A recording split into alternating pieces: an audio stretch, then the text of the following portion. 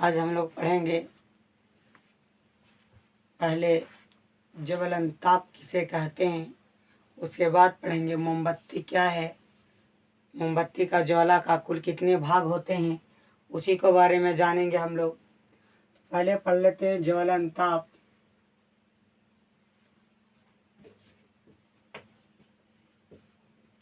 ताप क्या होता है, ये ज्वलन ताप क्या होता है, उसी के बारे में कह रहा है कि जिस न्यूनतम ताप पर कोई पदार्थ जलने के लिए शुरू कर देता है उसे ज्वलन ताप कहते हैं।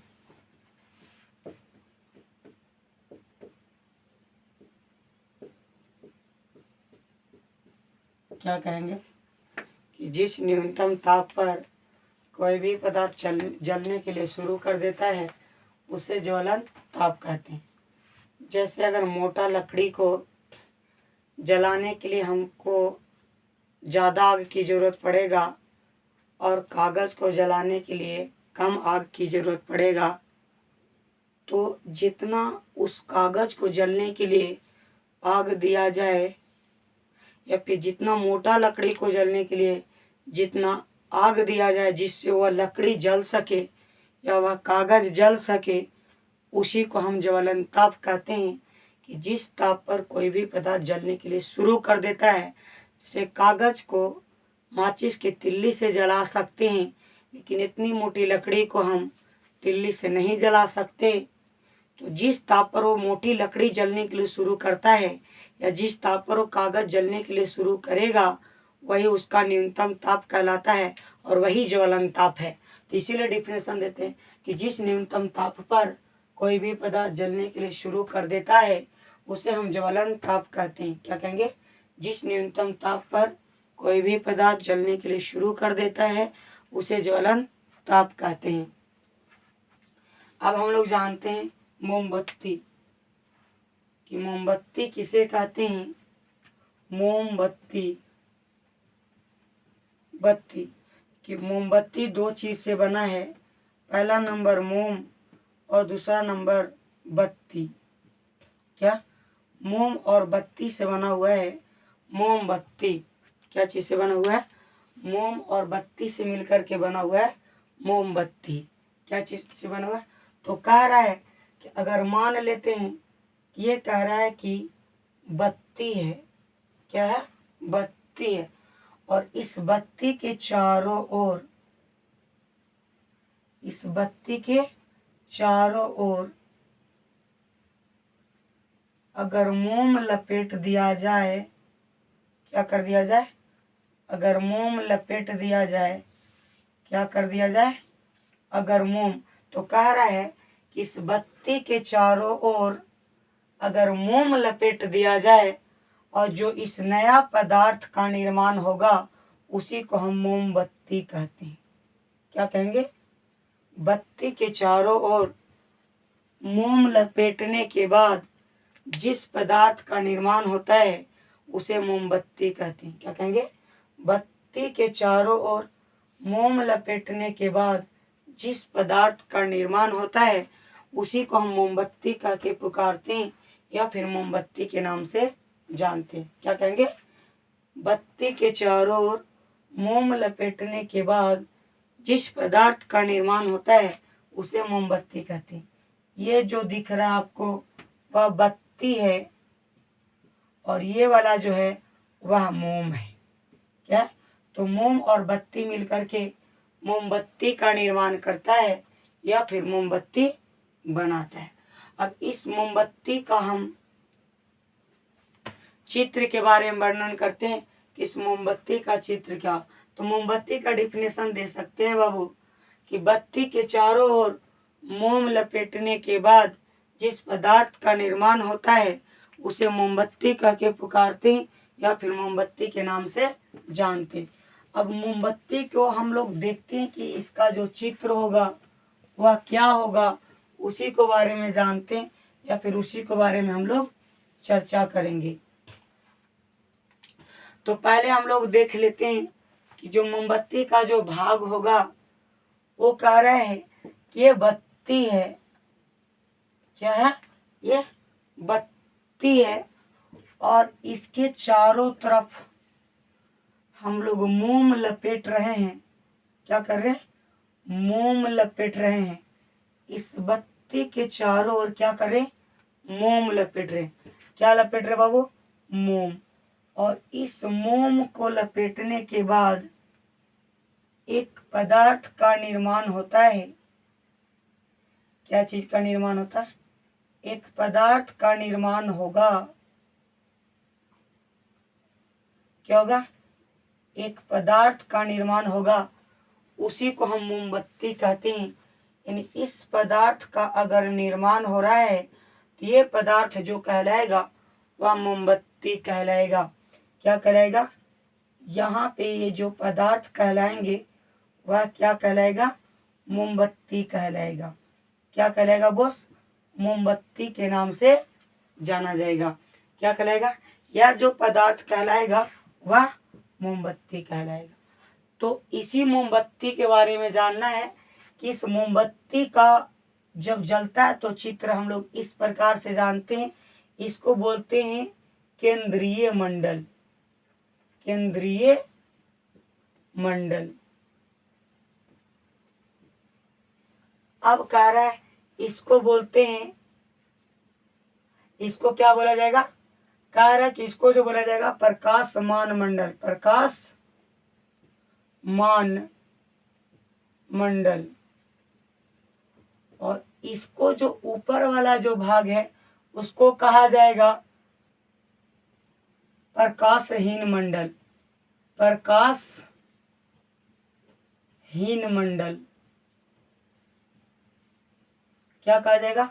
उसको क्या कहा जाएगा? प्रकाशहीन मंडल का की पुकारते हैं या फिर प्रकाशहीन मंडल के नाम से जानते हैं। तो बाबू ये कह रहे हैं कि अगर आपसे पूछ दे कि जब मोमबत्ती को अगर ज्वाला जो होता है, ये वाला मोमबत्ती का ज्वाला का भाग है, ये मोमबत्ती का क्या कहलाएगा? ज्वाला का भाग कहलाता है। ये वाला जो कहलाएगा वो मोमबत्ती का ज्वाला का भाग है। तो इस मोमबत्ती के ज्वाला का कुल 3 भाग होता है। मोमबत्ती के ज्वाला का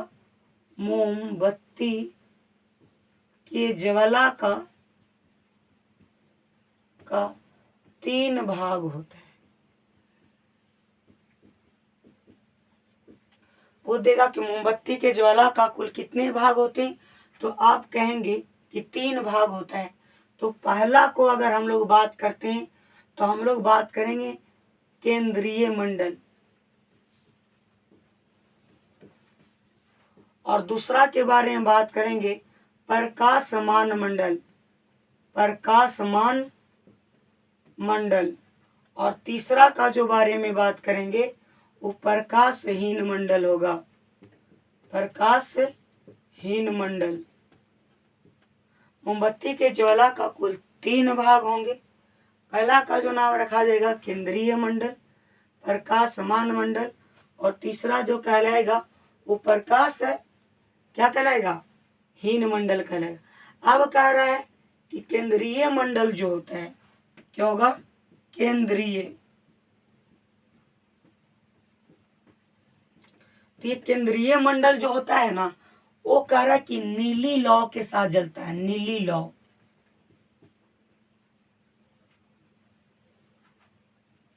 किस लौ के साथ जलता है? केंद्रीय मंडल जो होता है ना, ये वाला जो आपका जो भाग है ना, क्या ये वाला जो भाग है ना, ये वाला भाग जो आंतरिक वाला जो भाग दिख रहा है, ये लाल से हम पेंट कर रहे हैं, लेकिन ये लाल नहीं जलता, ये नीली लौ के साथ जलता है। नीली लौ। किस लौ के साथ जलता है? नीली लौ के साथ जलता है। ये जो केंद्रीय मंडल है ना, वो नीली लौ के साथ जलता है। क्या करता है? नीली लौ के साथ जलता है। और इसका जो ताप होता है ना, नीली लौ के साथ जलता है और इसका ताप सबसे कम होता है। ये नीली लौ के साथ जलता है और इसका जो ताप होता है वो क्या होगा, सबसे कम होगा, क्या हो जाएगा।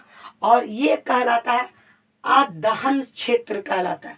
अदहन क्षेत्र कहने का मतलब होता है बाबू कि यहाँ पे दहन की प्रक्रिया नहीं होता है, यानी ये जो कहलाएगा वह अदहन क्षेत्र भी कहलाएगा।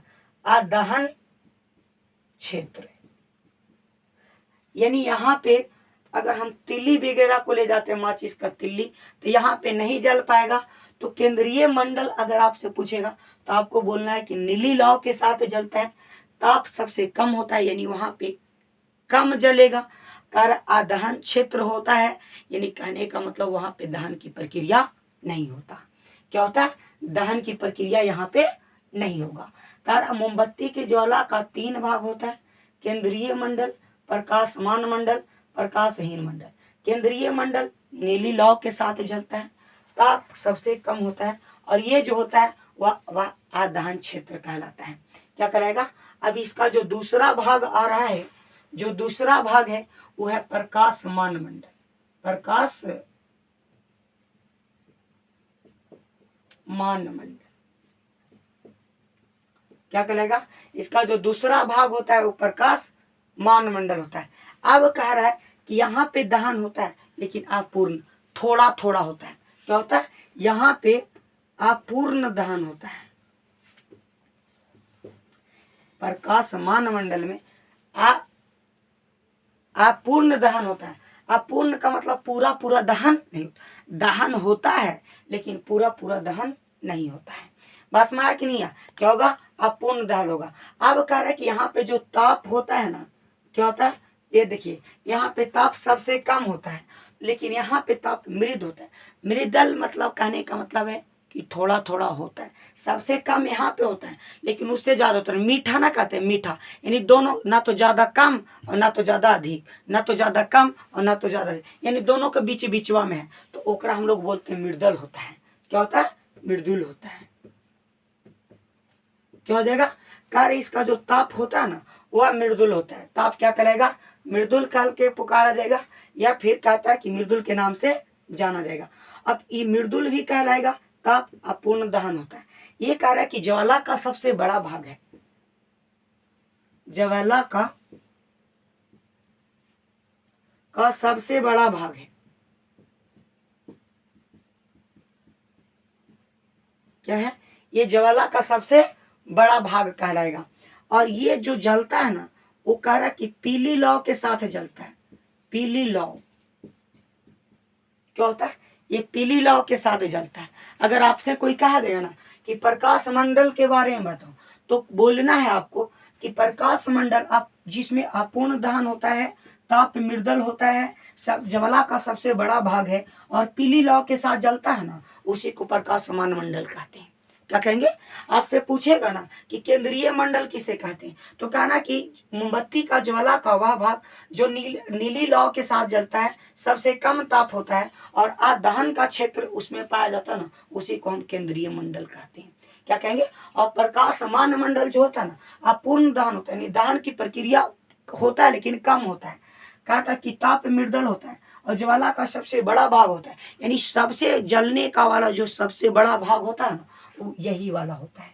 क्या कहलाएगा, यही वाला कहलाएगा। और वह पीली लौ के साथ जलता है जो सबसे ज्यादा इंजोर करता है। क्या करता है, पीली लौ के साथ जलता है। अब कह रहे कि इसका जो तीसरा जो बात आता है ना, वो जो इसका तीसरा पॉइंट है, इसका तीसरा पॉइंट है बाबू प्रकाशहीन मंडल। कौन है, प्रकाशहीन मंडल। प्रकाशहीन मंडल क्या कहलाएगा, प्रकाशहीन मंडल। तो इसका जो कह रहा है कि जो तीसरा भाग होता है ना प्रकाशहीन मंडल, बाबू इससे पता चल जा रहा है कि प्रकाशहीन मंडल यानी प्रकाश इससे नहीं निकलता है। क्या होता है, इससे प्रकाश नहीं निकलता। तो जो कहता है कि प्रकाशहीन मंडल होता है ना, इसमें पूर्ण दहन होता है। क्या होता है, पूर्ण दहन। देखो पूर्ण दहन होता है लेकिन प्रकाश उत्सर्जित नहीं करता है। क्या हो जाएगा, पूर्ण दहन होता है लेकिन प्रकाश उत्सर्जित नहीं करता है। और ये कह रहा है ना कि सबसे कम गर्म होता है।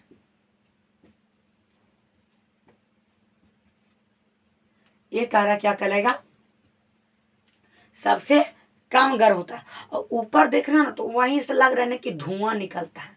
कच्ची निकलता है, धुआं निकलता है। तो ऐसे हम लोग कह सकते, किताब में नहीं देता कि थोड़ा बहुत काली लौ के साथ जलता है। काली लौ क्या होता है, यहाँ पे प्रकाशहीन मंडल जो होता है, जिसमें पूर्ण दहन हो जाता है लेकिन फिर भी प्रकाश को उत्सर्जित नहीं करता, सबसे कम गर्म वाला भाग है।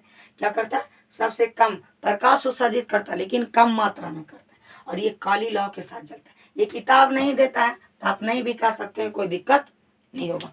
तो इस प्रकार से आप मोमबत्ती को समझ सकते हैं कि मोमबत्ती का सचित्र वर्णन कैसे होगा, मोमबत्ती का ज्वाला का कौन कौन भाग होता है, और कौन केंद्रीय मंडल में क्या क्या होता है, प्रकाशहीन मंडल में क्या होता है, और प्रकाशमान मंडल में क्या होता है। तो इस प्रकार से आप मोमबत्ती को समझ सकते हैं। इसके बाद हम लोग देखते हैं पेट्रोलियम।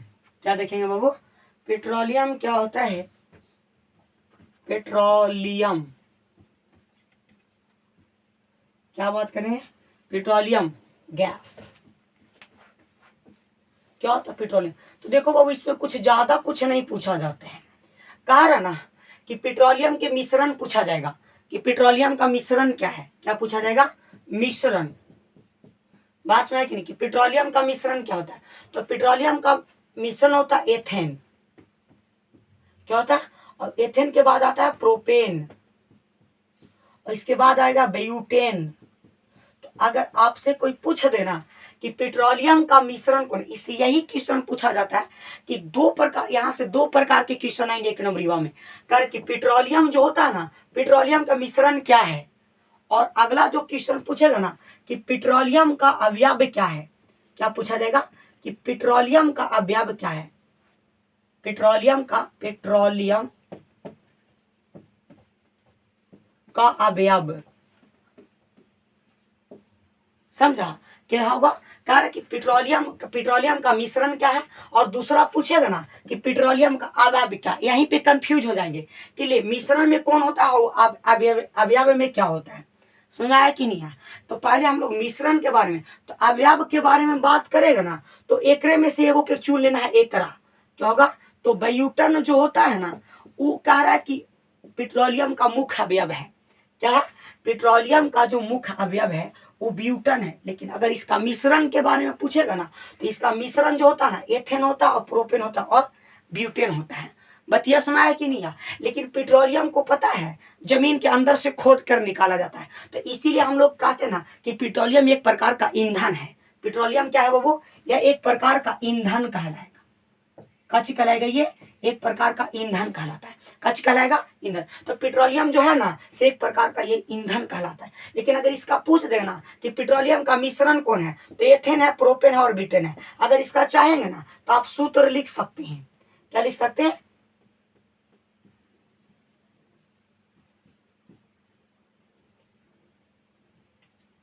क्या लिख सकते हैं, ये ब्यूटेन है और ये एथेन है, ये प्रोपेन है और ब्यूटेन है। तो कभी कभी डायरेक्ट ई नाम लिख करके दे रहेगा, लिख रहेगा ये और ये लिखल रहेगा। बात में कि नहीं। और ऑप्शन में दे देगा कि निम्न में कौन पेट्रोलियम का मिश्रण है, और ये तीनों ऑप्शन में रहेगा। और फिर बदल के भी दिया रहा है। कभी कभी पूछ देता है पेट्रोलियम का मुख्य अवयव क्या है। बाबू, ये पेट्रोलियम को हम लोग शॉर्ट फॉर्म कहते हैं LPG। क्या चीज बोलते हैं, LPG के नाम से जानते हैं, जिसको हम लोग आज गांव घर में खाना बनाने के रूप में इस्तेमाल करते हैं। LPG गैस कहते हैं। ये दोनों अभी हमारे यहाँ दो नाम से आता है, एक इंडियन के नाम से आता है और एक भारत के नाम से आता है। क्या होता है, एक इंडियन के नाम से आता है, एक भारत के नाम से आता है, और एक और हिंदुस्तान के नाम से भी आता है। क्या होता है, इंडियन, भारत और हिंदुस्तान। ये कह रहा है, इससे हम अभी तक दो ही को पता चला, इंडियन और भारत। कह रहा ना, तो ये दो नाम से आता है हमारे क्या, LPG। टंकी में जो भर के लाते हैं ना, जो कहता है कि भाड़ा पहुंचाने में 10 रुपए लेता है।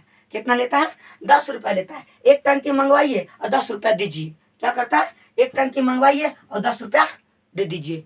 बेचारा ले जाएगा लूटपाट के। क्या करेगा, लूटपाट के ले जाएगा। तो एक फुल फॉर्म भी कभी कभी पूछ देता है। तो एकरा मतलब होता है लिक्विड, और एकरा मतलब होता है पेट्रोलियम, और एकरा मतलब होता है गैस, यानी लिक्विड पेट्रोलियम गैस। क्या करेंगे, एलपीजी का फुल फॉर्म भी कभी कभी एक एग्जाम पूछता है कि एलपीजी का फुल फॉर्म क्या है, तो liquid petroleum gas, liquid petroleum gas, liquid petroleum gas, liquid petroleum gas होता है। बात में है कि नहीं, लिक्विड पेट्रोलियम गैस के नाम से जाना जाता है। तो इसको हम लोग कहता है कि हमारे यहाँ भी इस्तेमाल होता है खाना बनाने में। तो कभी कभी पूछ देगा ना कि एलपीजी का इस्तेमाल उपयोग कहाँ किया जाता है, तो बाबू खाना बनाने के रूप में एलपीजी का इस्तेमाल किया जाता है। बतिया समय कि नहीं। और पूछ देगा कि पेट्रोलियम का मिश्रण क्या है, तो इस सब के नाम से जानिए। पेट्रोलियम का मुख्य अवयव क्या है, तो ब्यूटेन है। क्या होगा, लेकिन पता बाबू ई में गंध होवे नहीं करता है। क्या होता है, गंध नहीं होगा। अगर गंध नहीं होगा ना तो ये निकले लगेगा ना, तो हम लोग को पता नहीं चलेगा कि एलपीजी गैस निकल के आ रहा। और मारेंगे माचिस और अपने भी लहर के आए आए करेंगे। क्या करेंगे, अपने भी लहर के आए करेंगे। तो इसी को जानने के लिए इसमें एक प्रकार का गैस मिलाया जाता है, एक प्रकार का दूसरा गैस मिलाया जाता है। क्या मिलाया जाता है, दूसरा प्रकार के पदार्थ डाला जाता है जिसका नाम है एथिल मरकैप्टन। का नाम है एथिल मरकैप्टन। कहलाएगा एथिल मरकैप्टन। तो कभी कभी पूछ देता है कि एलपीजी में किसी प्रकार का गंध नहीं पाया जाता, तो एलपीजी को गंध युक्त बनाने के लिए, यानी इसको गंध युक्त बनाने के लिए किस गैस का इस्तेमाल किया जाता है या किस पदार्थ का इस्तेमाल किया जाता है, तो एथिल मरकैप्टन जो होता है ना उसको इस्तेमाल किया जाता है। बाबू एक में से एक नंबर में जरूर पूछता है। बात समझ है कि नहीं, कि पेट्रोलियम का मिश्रण क्या है, तो ये तीनों है। कहा था पेट्रोलियम का मुख्य अवयव क्या है, तो ब्यूटेन है। कह रहा है कि एलपीजी का फुल फॉर्म क्या होता है, लिक्विड पेट्रोलियम गैस। इसका उपयोग कहाँ होता है, तो खाना बनाने में उपयोग होता है। कह रहा ना कि ये गंध युक्त नहीं होता, यानी गंधहीन है। इसमें किसी प्रकार का, एलपीजी में किसी प्रकार का गंध नहीं पाया जाता। तो जब किसी प्रकार के इस पे गंध नहीं पाया जाता है, तो इसको गंध युक्त बनाने के लिए, जिससे हम पहचान सके कि मेरा एलपीजी खुला हुआ है, न तो आग लगा के हमनिए अपने मर जाएंगे। तो कह रहा ना कि एथिल मरकैप्टन जो होता है ना उसको एक गंध युक्त बनाता है। ये बहुत खराब गंध वाला है, बर्दाश्त तो थोड़ा बहुत कर सकते हैं, लेकिन ज्यादा देर तक रहे तो हो सकता है कि मर भी सकते हैं। तो एथिल मरकैप्टन का उपयोग हम इसको गंध युक्त बनाने के लिए करते हैं। यानी गंध, इसे पता चल जाए कि एलपीजी मेरा खुला हुआ है, जिसे हम पकड़ ले कि वो खुला हुआ, तो जाकर के हम बंद करें, न तो फिर आग लगा के मर ही सकते हैं। तो एथिल मरकैप्टन का हम लोग इस्तेमाल करते हैं। इसी प्रकार से हम ये कहता कि चैप्टर को समाप्त करते हैं। अब अगला 3 हम लोग पढ़ेंगे, अगला चैप्टर के बारे में चर्चा करेंगे। जो विशेष प्रकार का जो समझ में नहीं आया कमेंट करें, शेयर करें, सब्सक्राइब करें।